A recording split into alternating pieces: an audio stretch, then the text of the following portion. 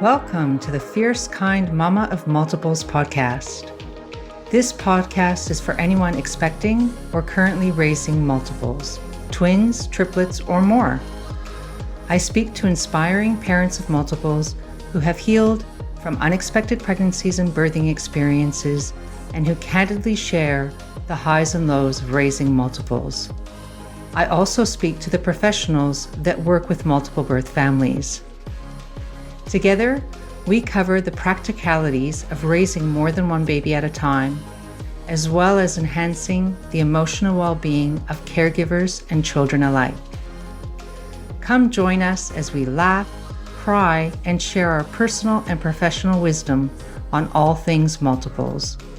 I am your host, Dr. Cristina Cavezza, and I am a fierce kind mama of multiples. Welcome to the first episode of the Fierce Kind Mama of Multiples podcast. I'm your host, Dr. Cristina Cavezza. I originally trained as a psychologist, and I'm also a coach for parents of multiples. I am a mother of identical twins, and I am passionate about helping other parents of multiples heal from what is often an unexpected pregnancy and birthing experience. I also want all parents of multiples to feel confident, calm, and excited about their parenting journey. I want you to not just survive the early years, but really thrive and enjoy the season of life you're currently in. I want this podcast to be the place of inspiration for parents of multiples, and I also want it to be a place where people can find useful information that will help them on their parenting journey. So you may be asking why I'm interested in this topic, and you might be wondering who I am. So I thought for this first episode that I'd give you a little bit of background about myself and how I came to be on this journey of multiple birth parenting. I'm originally from Canada, and I'm currently based in Australia. I came to Australia to complete a doctorate. I had received a bachelor's with first-class honors in psychology while living in Canada, and I was then fortunate enough to be awarded an international postgraduate research scholarship to complete a doctorate in forensic psychology here in Australia. After graduating, I worked as a psychologist in a number of settings, including a forensic psychiatric hospital, a community clinic, and in prisons. I've been a registered psychologist, a clinical and forensic psychologist since 2008. I was a bit of a late bloomer in life, and I had decided at the age of 39 that I was ready to have a child. At this point, I had been with my partner for a few years, but I was worried that given my age and some pre-existing health complications, that I would be unable to have children. In fact, I consulted with a specialist doctor who said that I could try having children, but I would need to get my pre-existing health condition under control first. This created a lot of what I realize now was unnecessary stress, and it made me mistakenly believe that I'd be unable to have children. On the advice of my GP at the time, I got a second opinion from a specialist who assured me that my pre-existing health condition was not actually a hindrance to having children if I followed certain medical advice, which I did. And so following that appointment, my partner and I started trying to have a baby, and much to my surprise, I felt pregnant pretty quickly, but something didn't feel quite right. I wanted to have a baby, but when I found out I was actually pregnant, I wasn't feeling all that joyful, and I didn't know why. At the time, I put it down to pregnancy hormones. A few weeks later, I went to an appointment on my own because I thought I was just going to get a blood test to screen for chromosomal abnormalities and that I'd get the results later. But it turns out that they wanted to do an ultrasound first to make sure that I was at least 10 weeks gestation so that the results of the blood test would be accurate. So there I was all alone when the sonographer said that she needed to leave the room to consult with a colleague about my ultrasound results. At this point, I was a bit worried, but I was trying to remain positive, and I really had no benchmark for this sort of situation anyway, being the first time. So I was completely naive to what was happening. I also started to disengage somewhat because the whole process seemed to be taking a lot longer than what I had anticipated. Eventually, the sonographer returned, and she sat back down and proceeded to show me the images on the screen. Her first question was, "Do you see what I see?" So I look up and I see what I believe to my very untrained eyes, what seemed to be two babies. And I just simply asked, "Am I having twins?" And she replied in a very positive tone, "Yes, you are. Congratulations." Well, this hit me like a ton of bricks. It was not something that I was at all expecting to happen. I got myself in the car, and the first thing I did was ring my partner, who was still at work, and I texted my sister back in Canada. I think in that first text, I actually used the word overwhelmed. I was utterly overwhelmed by the news. And so was my partner. He was equally shocked. Neither of us had had much experience with children. We were living in a tiny unit. We didn't even have a big enough vehicle for the babies with enough boot or trunk space for a double pram or stroller. To make matters worse, my partner was also in the middle of changing jobs and wasn't sure how much paternity leave, if any, he would be entitled to. And all of my family were overseas, so I had no support.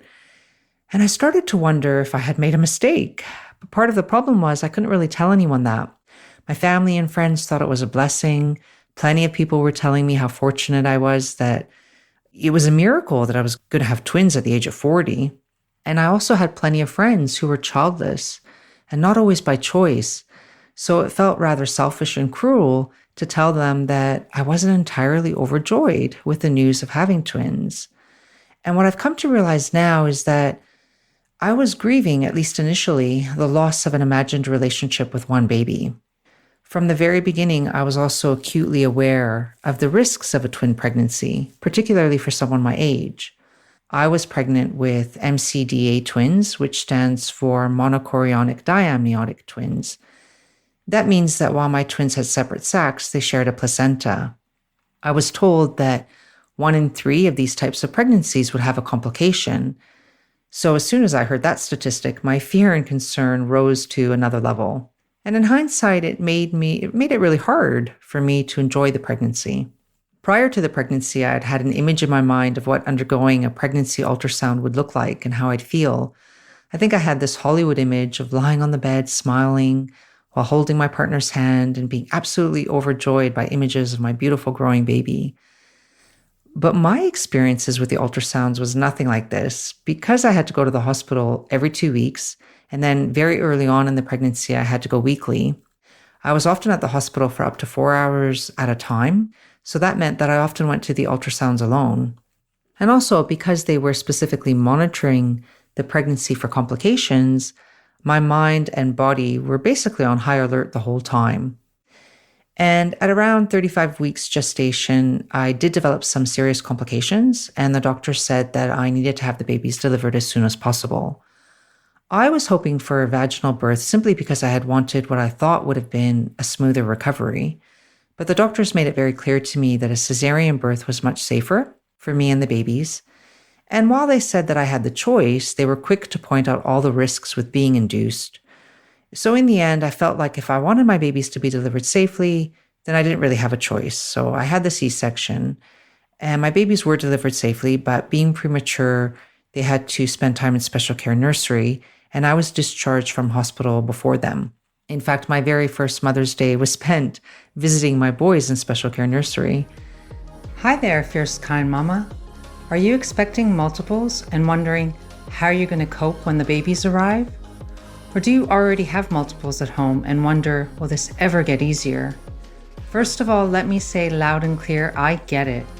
Feeling overwhelmed in motherhood is really common, and us mothers of multiples are particularly prone to feeling sometimes like it's all too much. I know for myself that becoming a first-time mother to twins at the age of 40 was a huge adjustment, physically and psychologically. So I've taken my years of training in mental health and my experience coaching mothers of multiples and put together a guide with my 5 top tips for overcoming overwhelm as a multiple birth parent. This guide is free, of course, and it doesn't matter what age multiples you have. You may be pregnant, or your multiples might have already left home. The principles apply to all parents of multiples. And because I know you're short on time, I've broken down the tips into easy-to-read chunks that you can begin implementing straight away. You can get your free copy now by signing up at my website, fiercekindmama.com. The next struggle I encountered when bringing them home was trying to establish breastfeeding. As a first-time mom, I had no idea what I was doing. My boys were not good suckers either, being premature, and my milk didn't actually come in until 2 weeks after they were born. I, of course, saw a number of different lactation consultants, but I was still mixed feeding pretty much from the beginning. So, all in all, I found that in many ways, what I had envisioned when I wanted to have a child in terms of the type of pregnancy, the birthing and breastfeeding experience, and so on, really didn't play out at all like how I had imagined or how I'd hoped. It took me some time to recognize that what I had gone through was quite difficult.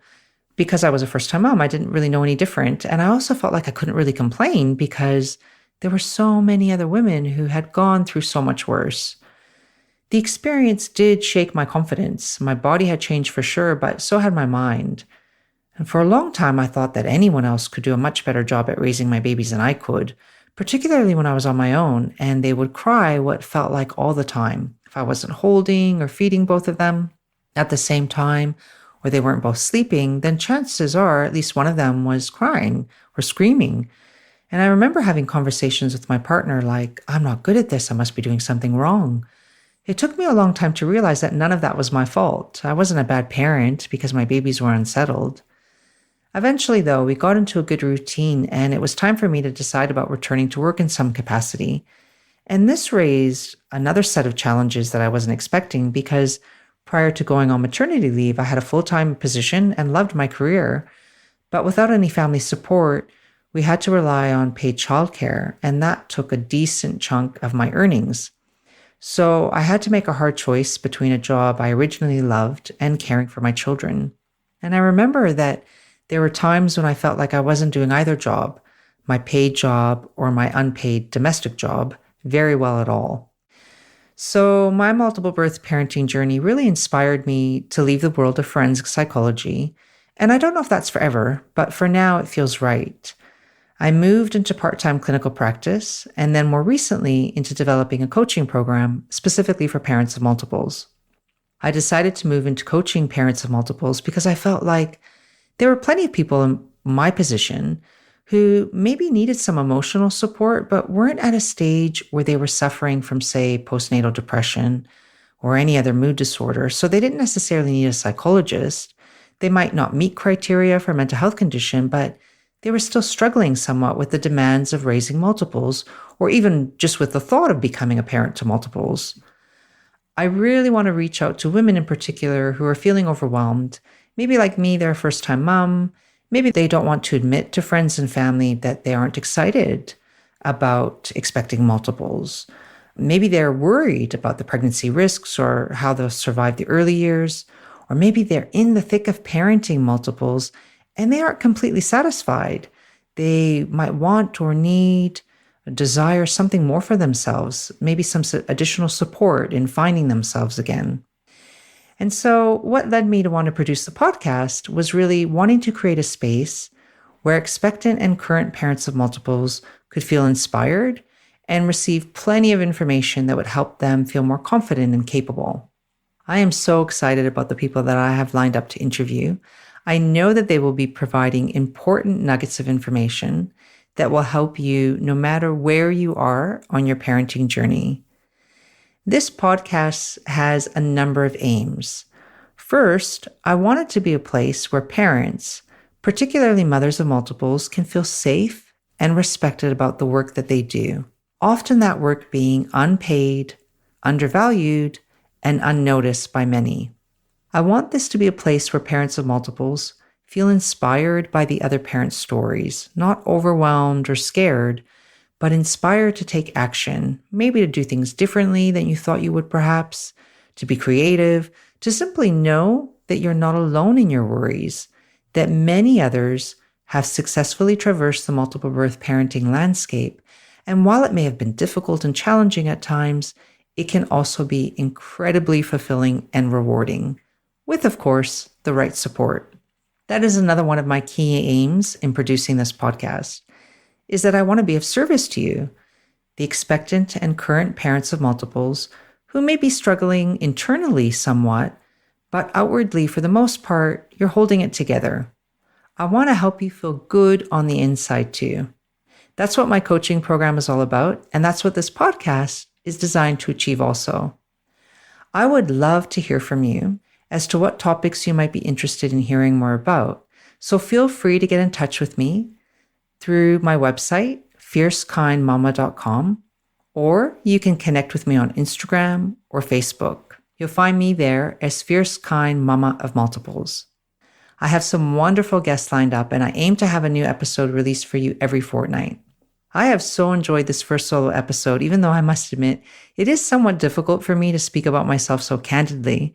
It's not really within my natural zone of comfort, if you like, but I hope it's giving you some insight into who I am and what I stand for. And with that, I want to end this episode with a brief rationale for why I chose to call this podcast Fierce Kind Mama of Multiples, because some people wonder about the word fierce. And fierce, actually, in this case, is an acronym for the values that I want my business to stand for and for what I want mothers of multiples in particular to have and to feel. So fierce stands for freedom, inspiration, equity, resilience, compassion, and empowerment. I want mothers of multiples to have freedom, to have real choice, and the ability to fulfill their own needs and desires without unnecessary constraints. I want mothers of multiples to be inspired and to inspire others to arouse creativity and action. I want mothers of multiples to be treated equitably and to no longer face disadvantage at every point in the healthcare system. I want mothers of multiples to be resilient, to withstand and recover from what is often a high-risk pregnancy and unique parenting challenges. I want mothers of multiples to be treated with compassion and to foster compassion for themselves and others, to not only be conscious of one's and others' distress, but to feel compelled to alleviate that suffering. And I want mothers of multiples to be empowered, to feel strong, confident, and in control of their life. That is my vision and my purpose.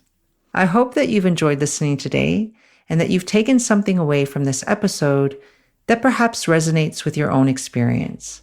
And I'm really looking forward to being of service to you in the future. Thanks for listening to today's episode. If you like what you've heard, then please consider subscribing and leaving a review so that other expectant and current parents of multiples like yourself can find this podcast and the valuable information it contains. I would be so very grateful if you left a review and shared this with anyone you think could benefit from listening. If you have a particular topic you'd like me to cover on this podcast, feel free to reach out to me via my website, fiercekindmama.com, or connect with me on social media. I'm on Instagram and Facebook as Fierce Kind Mama of Multiples. New episodes are released every fortnight, so we'll see you back here real soon.